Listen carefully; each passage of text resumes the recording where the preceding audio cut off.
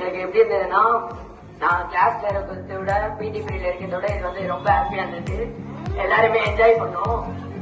அது மட்டும் இல்லாம நாங்க ஒரு டிப்ரெஷன், ஒரு டென்ஷன்ல இருக்கும் போது இது மாதிரி டெய்லியும் வந்து பண்ணாங்கன்னா ஒரு ஹாப்பினஸ் கிடைக்கும். எங்களுக்கு எக்ஸசைஸ் பண்ண மாதிரியே இருக்கு, ஒரு ஹாப்பினஸ் கிடைச்ச மாதிரியே இருக்கு.